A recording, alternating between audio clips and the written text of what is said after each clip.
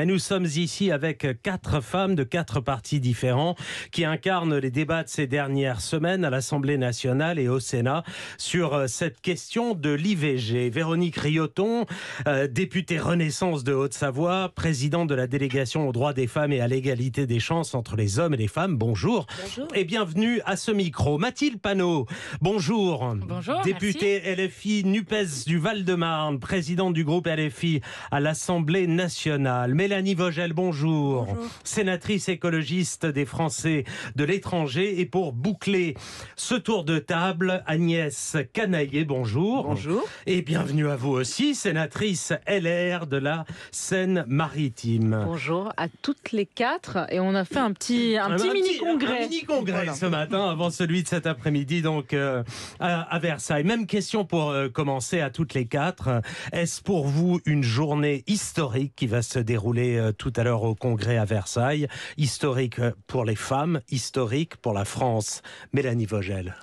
Absolument, je sais que le terme est un peu galvaudé, mais néanmoins c'est le cas. Ce que nous allons faire cet après-midi, c'est d'affirmer solennellement que la République française n'est plus la République sans le droit à l'avortement. C'est dire définitivement à toutes celles qui se sont battues pendant des siècles pour avoir le droit de choisir leur vie, qu'elles ont définitivement gagné. C'est dire aussi à tous ceux qui se battent contre ce droit encore aujourd'hui, qu'ils ont définitivement perdu. Et c'est aussi, je crois, un message formidable que nous envoyons au monde entier. Dans un moment où tant de recul se passe, il y a un chemin positif de progrès, d'espoir, et j'espère que d'autres pays suivront ce chemin. Véronique Rioton, qu'est-ce que vous ressentez aujourd'hui? C'est effectivement, la France sera le premier pays à inscrire l'IVG dans la Constitution. Ce que je ressens, c'est évidemment une grande émotion. Le moment historique, le terme n'est pas galvaudé, ce n'est ni symbolique.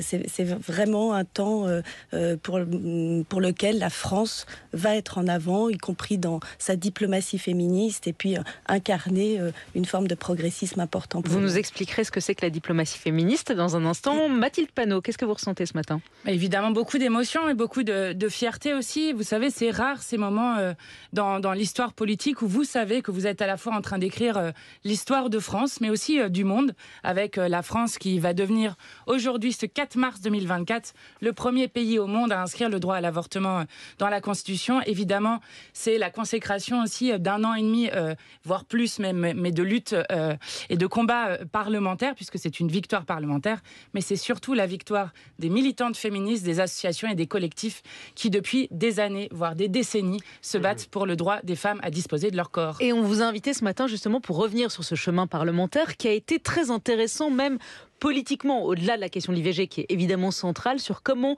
les uns les autres vous avez défendu les choses, comment ça a commencé par une proposition de loi que vous avez portée, Mélanie Vogel, au Sénat, que vous avez portée ensuite Mathilde Panot à l'Assemblée nationale, puis Emmanuel Macron s'en est emparé et a proposé un projet de loi qui a été celui que vous avez voté. Et puis, et c'est là où j'en viens à vous, Agnès Canaillet, parce que je trouve sans doute que c'est peut-être le plus intéressant. Comment la droite, LR, a, pour certains, évoluer sur ce sujet, comment il y a eu des dissensions qui peuvent être entendables, être audibles sur cette question qui est au fond une question sociétale, donc une question qui relève aussi de l'intime de chacun. Vous, Agnès Canaillet, vous avez changé d'avis. Oui, tout à fait. Alors, on est plusieurs à avoir changé d'avis, ce qui a fait basculer évidemment le vote mercredi dernier au Sénat, de manière assez franche. D'abord parce que nous sommes face à un projet de loi d'origine gouvernementale, donc on était sûr qu'il n'y aurait pas de référendum derrière. Et ça, c'était un enjeu, peut-être que nous reviendrons dessus. Mais aussi parce que la formulation qui a été reprise et votée, c'est celle qui a été proposée par le Sénat, par Philippe Bas il y a un an, et qu'on a considéré que c'était une formulation qui ne créait pas de droit opposable, qui ne faisait que redire quel était le rôle du Parlement en matière d'interruption volontaire de grossesse. Certes, il inscrivait dans la Constitution ce terme d'IVG, c'est une avancée, et je pense que cette révision constitutionnelle sera historique, mais c'est avant tout symbolique. Mais certains ont parlé de pression de leurs enfants, de leurs filles. Un sénateur a expliqué que sa fille ne lui parlerait plus s'il votait contre. C'est quelque chose que vous avez vu, senti, perçu autour de vous dans la majorité sénatoriale de droite? Oui, bien sûr. Parce que Racontez-nous. Racontez-nous, parce qu'en fait c'est ça, on vous a invité ce matin pour que vous nous racontiez, et ensuite je donnerai la parole aux autres, comment vous avez évolué. Il y a eu des évolutions. Oui, il y a eu des évolutions. Alors d'abord parce que le texte a évolué, c'est ce que je vous ai expliqué. Les propositions ne sont pas les mêmes que celles qui étaient faites au début. Ça, c'est une première chose. Mais aussi parce que les sénateurs, ce sont des gens qui sont aussi au contact, qui rencontrent, qui écoutent, qui discutent. Et c'est vrai que il faut vraiment avoir les oreilles très fermées pour ne pas entendre qu'autour de nous, il y a un élan fort pour cette introduction. Vous avez eu des pressions, vous, directement, de proches, de jeunes autour de vous? Non, j'ai pas eu de pression. J'ai eu des échanges avec mes enfants. Hein, et comme je le dis à chaque fois, et tout l'amour que j'ai pour eux, c'est pas eux qui me font voter dans un sens ou dans l'autre. Mais néanmoins, on entend quand même ce qui se dit autour de nous. Et puis, on entend aussi à un moment donné que les propositions qui sont faites, le texte sur lequel nous allons voter, à partir du moment où il ne crée pas de droit opposable, eh bien, autant voter et l'adopter. C'est ce que nous avons fait. Mathilde Panot. Je trouve, parce que moi aussi j'avais lu cette histoire du sénateur qui disait « Mes 2 filles ne viendront plus à Noël si je ne vote pas la constitutionnalisation de l'IVG ». Je trouve que ça montre aussi à quel point, si nous pouvons aujourd'hui constitutionnaliser le droit à l'avortement, c'est-à-dire le reconnaître comme un droit fondamental humain, c'est parce que nous avons gagné dans la société. Quand 8 à 9 Français sur 10 sont favorables à l'inscription de la Constitution, de l'avortement dans la Constitution, c'est ce qui s'exprime ensuite dans les échanges sur les votes, parce que nous avons gagné et que je crois que c'est à la fois une victoire idéologique pour les associations féministes, mais aussi une défaite pour les anti-choix. Et je crois que cette défaite, elle est très importante, à la fois pour nos enfants, petits-enfants, arrière-petits-enfants, qui n'auront pas à revivre les supplices qu'ont vécu celles avant nous, mais aussi, évidemment, pour le monde entier, et notamment toutes les femmes qui se battent dans le monde face à des régressions sur les droits des femmes. Mélanie Vogel, vous qui êtes à l'origine de cette proposition de loi il y a 2 ans, 3 ans maintenant au Sénat, vous avez vu les doutes, les hésitations, les évolutions à la Chambre haute? Absolument. La première proposition qu'on a mis aux voix d'ailleurs n'avait pas été votée, avait été rejetée, même si c'était avec une majorité étonnamment courte. Mais ce dont je me souviens très bien, c'est que quand j'ai proposé à mes collègues de mettre aux voix une loi transpartisane pour introduire l'IVG dans la Constitution, au Sénat en tout cas, puisque tout le monde voit la majorité au Sénat, évidemment qu'il fallait qu'une partie de la droite change d'avis. Tout le monde m'a dit, tu sais, c'est impossible. C'est impossible. Jamais le Sénat ne va voter pour introduire le droit à l'IVG dans la Constitution. Ça n'existe pas. D'autant que Gérard Larcher, qui est le président du Sénat, qui est un peu la figure tutélaire de la droite, était contre, clairement contre. Voilà, Gérard Larcher était contre et je suis heureuse que nous ayons fait la démonstration que Gérard Larcher tout seul ne décide pas de ce qu'il y a écrit dans la Constitution. Mais ce qui a permis la victoire, c'est au fond à la fois, je pense, le travail des parlementaires qui ont poussé pour ce sujet de manière, je crois, intelligente, collective, sorore, ce qui n'arrive pas tous les jours, mais ça a été une des conditions, la confiance qui s'est créée entre nous de la victoire, et ça a été la pression de la société, c'est-à-dire que jamais nous aurions eu cette victoire s'il n'y avait pas eu dans la société une campagne qui a pris ce sujet, qui a pénétré les maisons, les foyers des sénateurs et des sénatrices de la droite et du centre, et au fond, aujourd'hui, c'est la société française qui gagne. Véronique Guilloton, Gérard Larcher formulait une série de doutes, une opposition qu'on peut regarder peut-être d'une manière philosophique quand il dit que la Constitution n'est pas un catalogue de droits sociaux et sociétaux, qu'il faut toucher à ce texte-là d'une main tremblante. Comment avez-vous reçu ces mots ?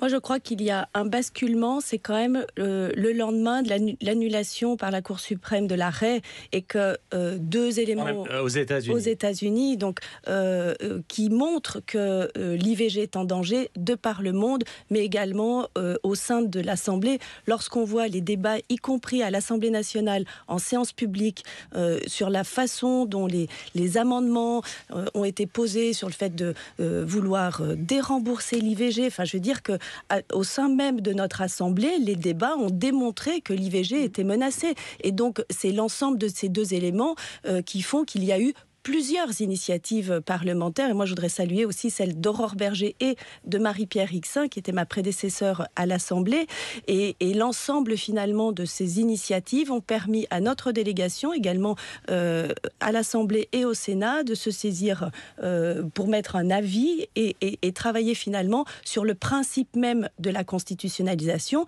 et de permettre, dans un moment où nous avons une majorité républicaine qui nous permet de de protéger ce droit au regard des femmes. Et finalement, c'est ce pas décisif collectivement que nous avons fait plutôt que de savoir si tel ou tel texte était en premier ou pas. On va passer au standard d'Inter où nous attend Oriane. Oriane, bonjour. Oui, bonjour France Inter, bonjour mesdames. Vous allez voter la constitutionnalisation de l'IVG. Est-ce que cela va faciliter l'accès aux services dans les hôpitaux ? Alors ça, c'est la grande question. Merci Oriane de la poser. Qui veut répondre? Mathilde Panot. Bonjour. Non, je crois qu'il y a encore beaucoup de combats à mener. D'ailleurs, moi, je suis intéressée de voir que, par exemple, Gérard Larcher, lorsqu'il a dit qu'il ne voulait pas inscrire le droit à l'avortement dans la Constitution, il a dit, en fait, le vrai combat à mener, c'est la question de l'accès et de l'effectivité de l'interruption volontaire de grossesse, notamment en parlant des 130 centres IVG qui ont été fermés en 15 ans. Et aujourd'hui, c'est son argument, vous avez raison, c'était l'argument de Gérard Larcher. Qui doit changer de département pour avoir accès à l'avortement. Eh bien, nous nous en rappellerons. Et lorsqu'il y aura le prochain projet de loi de finances, eh bien, nous lui demanderons de mettre des moyens pour que des centres IVG puissent réouvrir. Donc ça fait partie des combats qu'il faut continuer à mener contre la double clause de conscience pour avoir un accès réel et effectif. Et ça fait partie aussi de la lutte contre les anti-choix qui ne cessent, et je veux leur exprimer à ce micro ma solidarité, d'attaquer les centres de planning familiaux. Agnès Canaillé, sur notre auditrice, sur la question de notre auditrice. Oui, juste pour dire qu'on est d'accord. Le vrai enjeu, c'est pas tellement la constitutionnalisation, mais bien l'effectivité de l'accès au droit à l'IVG. Et ça, ce sont des moyens, on l'a dit, Madame Panot, on l'a défendu au Sénat. Il y a une mission au Sénat qui va réfléchir sur les solutions. Et donc, je pense que collectivement, parce que le sujet, c'est avant tout comment défendre ce droit fondamental. Et là, je crois que nous sommes tous d'accord autour de cette table, ce droit fondamental de l'accès à l'IVG auquel nous sommes tous très attachés. Alors effectivement, il faut donner les chiffres. 130 centres pratiquant l'IVG ont fermé ces dernières années et Mathilde Panot, le chiffre est juste, c'est-à-dire qu'il y a 17% de femmes aujourd'hui qui doivent en France changer de département parce qu'il n'y a pas de centre où elles se font avorter et qui donc doivent aller beaucoup plus loin, notamment dans les zones rurales, pour aller trouver un centre d'IVG qui peut pratiquer l'avortement. Donc oui, ça reste un chemin de croix aujourd'hui, constitutionnalisation ou pas. Absolument. Je voudrais revenir en une phrase tout de même sur ce que nous faisons cet après-midi. Quel va être l'impact ? Très concrètement, hier, il était possible en France d'interdire ou de restreindre le droit à l'IVG. À partir de ce soir, ce n'est plus possible. Donc ce n'est pas seulement symbolique, c'est aussi quelque chose de très concret qui va protéger définitivement le droit des femmes à disposer d'elles-mêmes. Sur la question de l'accès, ça a été effectivement, soudainement, la droite s'est intéressée à l'accès à l'IVG quand ça pouvait leur servir de contre-argument contre l'introduction dans la Constitution. Alors moi, je me souviens des débats dans le dernier budget où j'avais déposé avec mon groupe beaucoup d'amendements pour justement refinancer les centres qui fermaient et que toute la droite, à l'unisson, a voté contre. Donc je peux vous assurer, et Agnès Canaillé, j'espère que tu t'en souviendras quand nous voterons le budget, que nous allons redéposer ces mêmes amendements pour refinancer les centres, améliorer l'accès, et j'espère que cette fois-ci, la droite s'étant tellement passionnée pour ce débat, elle va la voter massivement. Agnès Canaillé, votre réponse ? Oui, non, je pense que le sujet, c'est la désertification médicale. Donc, c'est pas simplement l'accès à l'IVG. L'IVG, c'est parce que c'est compliqué aujourd'hui d'avoir un médecin et d'accéder à un médecin sur le territoire français. Donc, le problème, il est bien plus large aujourd'hui et c'est là-dessus que nous devons travailler. On retourne au standard. Brigitte, bonjour. Bonjour. On vous écoute. Moi, je me pose la question du droit opposable pardon, et de la clause de conscience. Première question, cette clause de conscience existe-t-elle encore en France ? C'est-à-dire que le médecin dise écoutez, moi, ma conscience m'interdit de pratiquer un avortement, donc je ne le fais pas et donc je ne peux pas le faire, je ne le fais pas. Et la deuxième question, c'est est-ce que le fait de l'inscrire dans la Constitution mettra fin à cette clause de conscience? Est-ce que c'est la même chose que le droit opposable? Voilà. Merci pour cette question, Brigitte. Je donne la parole dans la foulée à Brice, qui nous appelle des Pyrénées-Orientales sur le même thème, je crois. Brice, bonjour. Oui, bonjour, merci de prendre ma question. Je voulais juste d'abord dire que je considérais vraiment que ce qu'a fait Sophia Aram lundi dernier était inacceptable et devait vraiment être mis en question. Elle a manipulé des extraits audio de la cérémonie des Césars pour leur faire dire ce qu'ils ne disaient pas. Elle a manipulé vraiment tout ça pour s'indigner, pour l'indignation sélective alors qu'elle est maître en la matière. Ça c'est dit. Voilà. Alors votre question, c'était pas le sujet. Oui, votre question. c'est pas le sujet, mais j'en profite. D'accord. S'il vous plaît, votre question. Voilà, ce qui n'est pas le sujet non plus, c'est une question que j'ai posée il y a longtemps et qui s'adresse à vous, journalistes. C'est comment ça se fait que vous ne posez pas la question à chaque fois à vos intervenants s'ils s'indignent et s'ils trouvent vraiment inacceptable, sans ambiguïté, les atrocités du Hamas. D'accord, donc en fait, vous n'avez rien à dire sur l'IVG. L'IVG ne vous intéresse pas, Brice, on l'a bien compris. Merci en tout cas d'avoir appelé France Inter ce matin. Alors, sur la clause de conscience, qui veut répondre? Mélanie Vogel? Alors, le texte que nous votons cet après-midi ne remet pas en cause la clause de conscience. Je sais que ça a été aussi utilisé comme un argument pour ne pas voter le texte. Or, cela, effectivement, n'aura pas d'effet. Je rappelle que dans le droit à l'IVG, il y a le respect de la dignité humaine, la liberté de conscience et la liberté de la personne de recourir à l'IVG. C'était cette dernière liberté qui n'avait aucune protection constitutionnelle. Les deux autres ont une protection, c'est toujours la même. Aujourd'hui, nous n'avons pas seulement une clause de conscience pour l'IVG, nous avons une double clause de conscience, la clause de conscience générale qui s'applique à tous les médecins de toute manière, qui, même si on n'avait pas mis la clause de conscience sur l'IVG dans la loi Veil, s'appliquerait tout de même. Et nous avons une double clause de conscience spécifique à l'IVG. C'est le seul acte médical qui bénéficie de ce traitement et ce n'est pas normal. Pourquoi c'est pas normal ? Parce que sinon, vous arrivez à la situation que vous voyez en Italie, par exemple. L'extrême droite, généralement, s'est attaquée directement aux lois sur l'avortement. Il commence souvent, d'ailleurs, par la contraception, mais il s'attaque aux lois.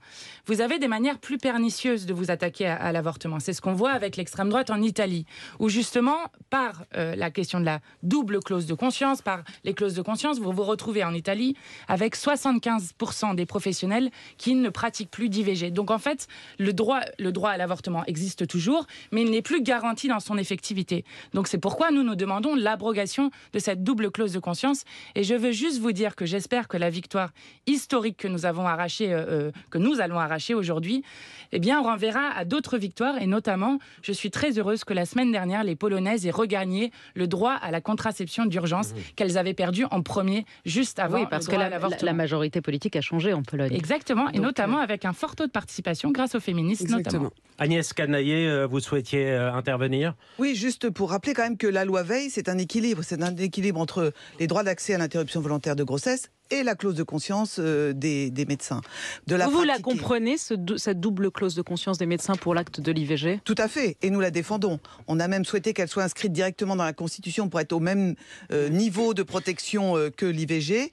Le gouvernement s'est engagé à ce qu'il n'y ait pas de remise en question de cette clause de conscience et nous y veillerons. Véronique Rioton, sur la clause de conscience? Alors, moi, je voudrais plutôt saluer le fait du cheminement de la loi et de la façon dont on a répondu finalement aux objections et fait cheminer l'ensemble des parlementaires et finalement l'avis du Conseil d'État aussi a permis d'appuyer cette dimension-là. Oui, mais pardon, sur la clause de conscience, vous voyez bien qu'il y a une scission idéologique sur la question entre la gauche et la droite. Vous êtes où? Vous situez où sur la clause de conscience des médecins? Nous, on s'appuie sur l'avis du Conseil constitutionnel qui dit qu'elle n'est pas remise en cause et qu'en ça permet à cette loi de passer. Moi, je voudrais rappeler, quand Mathilde Panot parle d'arracher finalement une victoire, moi, j'ai plutôt envie de saluer le collectif qui a permis d'avancer. Et non seulement aux initiatives parlementaires, mais aussi à la proposition du président de la République d'en faire un projet de loi et d'amener, grâce aussi à la majorité, chacun des parlementaires à changer d'avis. Pour vous, c'est une victoire du président de la République? Pour moi, c'est une victoire collective des parlementaires, des associations, d'un combat féministe de longue date et de l'appui du gouvernement et du président de la République. Mathilde Panot. Oui, très rapidement pour répondre à votre question, Madame Salamé, puisque c'était la question qui était posée dans la loi sur l'allongement des délais qui était portée par Alban Gaillot, et donc où nous avons essayé de supprimer cette double clause de conscience, et à cette époque, les macronistes s'y étaient opposés. Donc voilà pour la position de manière un peu plus claire peut-être. C'est une victoire aussi du président de la République, Mathilde Panot. deuxième chose, c'est ce que j'allais dire, c'est que nous avons amorcé tout un processus parlementaire qui fait suite à des décennies de lutte des féministes sur cette question. Mais je dois dire, pourquoi je dis arraché, c'est que le 8 mars, donc le 24 novembre, c'est le premier vote que j'ai eu l'honneur de porter à l'Assemblée. Le 1er février 2023, le Sénat vote pour la première fois la constitutionnalisation de l'avortement. Le 8 mars 2023, c'est le moment où Emmanuel Macron fait un hommage à Gisèle Halimi et promet la constitutionnalisation de l'IVG. Et après, pendant des mois, nous avons pétitionné, manifesté, interpellé dans l'hémicycle et plus rien. Au point que dans la niche parlementaire du 30 novembre 2023, nous avions déposé avec mon groupe, en accord avec les associations et les sénatrices qui portaient ce projet, d'aller jusqu'au bout du processus parlementaire, c'est-à-dire y compris jusqu'au référendum, parce que rien ne bougeait. Et je crois que c'est notamment grâce à ça que nous avons réussi à arracher le projet de loi gouvernemental. Mélanie Vogel. Oui, sur la question, est-ce que c'est une victoire d'Emmanuel Macron? Bon, d'abord, je pense que moi, en tout cas, depuis le début, ça ne m'intéresse pas de savoir qui va réclamer cette victoire, parce que ce qui m'intéresse, c'est que l'IVG soit dans la Constitution. Mais je pense sincèrement que depuis le départ, Emmanuel Macron n'avait pas vraiment envie de mener ce combat. Et je crois qu'il était persuadé qu'au Sénat, nous étions en l'occurrence, incapables. Il l'a mené. Là, envie ou pas envie. Il l'a pas là, mené. Aujourd'hui, oui, alors, il aurait pu s'y opposer. Alors, la chronologie que vient de décrire Mathilde Panot est absolument exacte. C'est-à-dire que, au départ, le gouvernement, je pense, est convaincu que nous sommes incapables de sécuriser une majorité au Sénat. Donc se dit, je vais leur dire oui, mais de toute façon, elles n'y arriveront jamais. Le Sénat ne votera jamais cela. Et puis, quand nous arrivons à voter au Sénat et que nous leur disons, écoutez les amis, nous avons une majorité à l'Assemblée, nous avons une majorité au Sénat, faites votre travail, proposez-nous un projet de loi. Il se passe presque 1 an et on est obligé de menacer le gouvernement d'aller au référendum pour qu'enfin un projet de loi arrive. Je pense que si nous y sommes arrivés, c'est parce qu'il y a eu des femmes parlementaires qui ont été capables de se mettre de côté à un moment donné pour essayer de chercher la meilleure stratégie pour que ça fonctionne. Et moi, à la fin, vous savez, si Emmanuel Macron revendique la victoire, ce qui était aussi une stratégie, je leur dirais, écoutez, faites-le, on va vous applaudir, allez-y, faites-le. Moi, c'est pas grave. Vous applaudirez. Véronique Rioton, qu'est-ce que vous répondez à ça? Moi, ce que je veux répondre, c'est qu'au final, on a réussi à créer une large coalition et je crois que dans ce jour qui s'impose à nous, c'est ce qu'il faut défendre et que le temps qui a permis une écriture qui rassemble tout le monde, ce temps de l'écriture, c'est aussi un temps qui a permis de convaincre en interne. Et moi, je voudrais saluer aussi le travail des 2 délégations à l'Assemblée et au Sénat avec un travail militant pour aller chercher chacune des personnes et que cette écriture, elle répond au temps long et qu'il ne s'agissait pas de dépasser des contraintes qui ne permettraient pas ça. Et moi, je salue plutôt finalement cette large coalition. Sénatrice à l'air. La sénatrice qui a évolué, qui a changé d'avis. Oui, mais si nous avons évolué, c'est aussi parce que, je l'ai dit, c'était d'origine gouvernementale. Donc je ne sais pas si c'est grâce au président de la République.